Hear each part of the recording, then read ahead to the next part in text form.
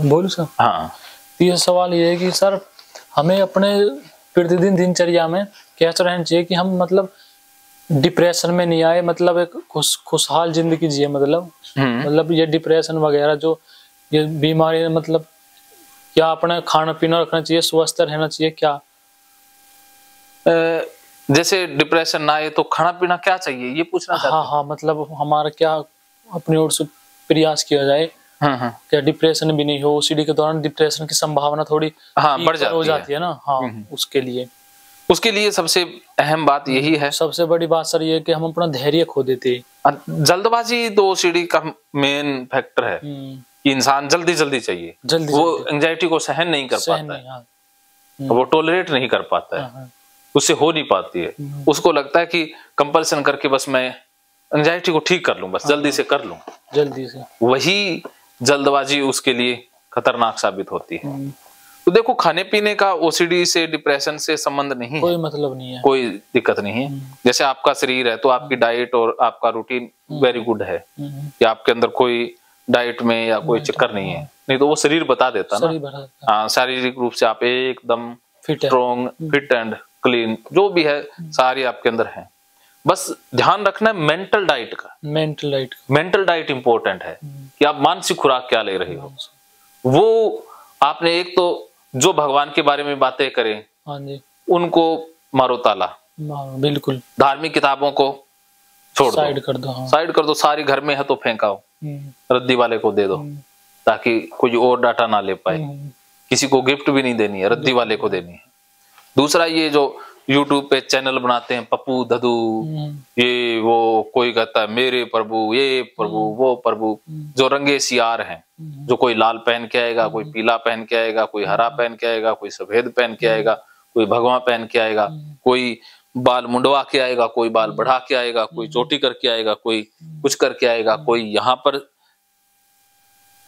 बबू तो पता नहीं क्या लगा के आएगा, कोई यहाँ लगा के आएगा, कोई यहाँ लगा के आएगा, कोई सारे ही कपड़े पहन के आएगा, कोई नंगा ही आएगा। तो इन रंगे सियारों को नहीं सुनना है, ये मेंटल डाइट नहीं लेनी है, इनसे कचरा नहीं लेना है, दूर रहना है, इनसे दूर रहना है। इनको तो बस कहो कि भाई इनको तो भगवान नहीं छोड़ दिया है। कबीर कहते हैं ना, पंडित मौलवी हिंजड़ा, इनसे भक्ति ना होए रहे। कबीर कहते हैं। हाँ, तो ये पंडित जो ब्राह्मण है, जो ज्ञानी है, जो अज्ञानी है वास्तव में, वो हो गए, हिंजड़ा हो गया या मौलवी तो हो ही गया ना, तो इनसे भक्ति नहीं हो सकती। ये तो बस अपने डाटा में ही भ्रमित रहते हैं। तो एक तो ये ध्यान रखना है। इसके अलावा कोई भी धार्मिक फंक्शन हो गया, कोई क्रियाक्रम है घर में, खास करके आपने नहीं करवाना है, नहीं शामिल होने की जरूरत है, ना ही कहीं कोई दान दक्षिणा देने की जरूरत है। बस अपना देखो, आप अपने पढ़ाई पर लक्ष्य रखो, बस कि मेरा कर्म ही महान है, कर्म करते जाओ, बस। ये एक मेंटल डाइट। और एक मेंटल डाइट आपने लेनी है जो गीता कोर्स है। भगवत गीता को पढ़ना नहीं है, जो मैंने भगवत गीता के 18 अध्याय एक्सप्लेन किए हैं, साइको एनालिसिस किया है, उसी को सुनना है या ये किताब पढ़ लेना है, बस। ये मेंटल डाइट, बस। भगवत गीता, अष्टावक्र गीता, लाओ त्सो के सूत्र, ये अच्छी चीजें हैं, ये 3 किताबें पढ़ने लायक है, बाकी कचरे की ढेरी है। तो ये मेंटल डाइट के ऊपर आपने ध्यान देना है। भगवत गीता और अष्टावक्र गीता और लाओ त्से। हाँ, लाओ त्से, ये भी खुद पढ़ोगे तो समझ नहीं आएगी। किसी साइकोलॉजिस्ट जैसे मैंने बताया, वो एक्सप्लेनेशन आपके लिए काम की है, बाकी खुद पढ़ोगे या किसी और की गीता पढ़ ली ना, टीका की हुई, तो फिर फंस जाओगे, क्योंकि वो अपने चश्मे उसके ऊपर थोपते हैं, अपने ही भाव विचार गीता के माध्यम से बताते हैं। ठीक है, और ओशो को तो बिल्कुल नहीं सुनना है।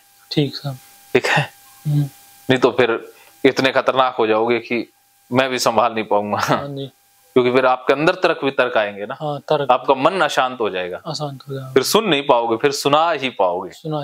हाँ, ओशो वाले सुन नहीं सकते, वो सिर्फ सुना सकते, वो तर्क करते ज्यादा। हाँ, तर्क उनका बस सॉफ्टवेयर इंस्टॉल हो जाता है तर्क वाला, तो वो फंस जाते हैं। तर्कवादी इंसान हमेशा मार खाता है। भी तर्क एक अच्छा तर्क हो, हेल्दी तर्क हो, एक इंसान अच्छा शिष्य बने, स्टूडेंट बने, सीखने के लायक बने, लेकिन वो खुद ईगो बढ़ जाता है ना, उनका अहंकार की प्रवृत्ति आती है, तो वो गलत है। ठीक है, तो ये सवाल क्लियर? ओके, तो अभी आपके 3 सवाल थे। कल तक और भी सवाल आए तो आपने क्या करना है, डायरी में लिख लेना है, और कल आपने सारे पूछने हैं। आपने इस समय का सदुपयोग करना है।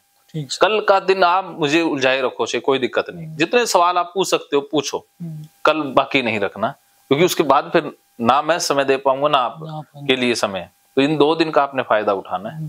ठीक है, महकेंगे फिर से खुशियों के रंग भगवत गीता थेरेपी कोर्स के संग। इतिहास का पहला ऐप जो गीता के माध्यम से ओसीडी डिप्रेशन का इलाज आसान बनाएगा।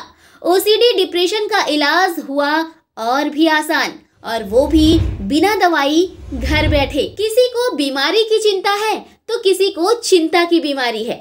भगवत गीता ने लाखों करोड़ों का जीवन बदला है और आपका भी बदलेगा। गीता थेरेपी कोर्स में आपको मिलेगा सभी 11 प्रकार की ओसीडी का संपूर्ण इलाज, जैसे गंदगी का वहम, बार बार हाथ धोना, बार बार सफाई करना, बार बार लॉक दरवाजा चेक करना व अन्य सामान की चेकिंग बार बार करना, एक ही विचार बार बार आना, नुकसान व मरने मारने का विचार आना, HIV, rabies, cancer, heart attack का विचार आना, IBS और नींद न आने की समस्या का हल गीता कोर्स में मिलेगा। आत्महत्या वाले विचारों से मुक्ति भी गीता थेरेपी कोर्स से मिलेगी। राजेंद्र जोधपुरिया ऐप पर आपको ओसीडी से संबंधित राजेंद्र जोधपुरिया की किताब भगवत गीता के मनोवैज्ञानिक रहस्य और अन्य टिप्स पढ़ने को भी मिलेंगे। गीता है महान थेरेपी। गीता में CBT, हिप्नोथेरेपी, माइंडफुलनेस, ERP व अन्य बहुत सी साइकोथेरेपीज का समावेश मिलेगा। राजेंद्र जोधपुरिया ऐप एक, फायदे अनेक। आज ही प्ले स्टोर से डाउनलोड करें, लिंक डिस्क्रिप्शन में है। तो देर क्यों, अभी जाइए डिस्क्रिप्शन में और लिंक पर क्लिक करके प्ले स्टोर से अभी डाउनलोड कीजिए राजेंद्र जोधपुरिया ऐप और पाइए अपनी सभी समस्याओं का हल। मानो तो मौज है, वरना समस्या तो हर रोज है।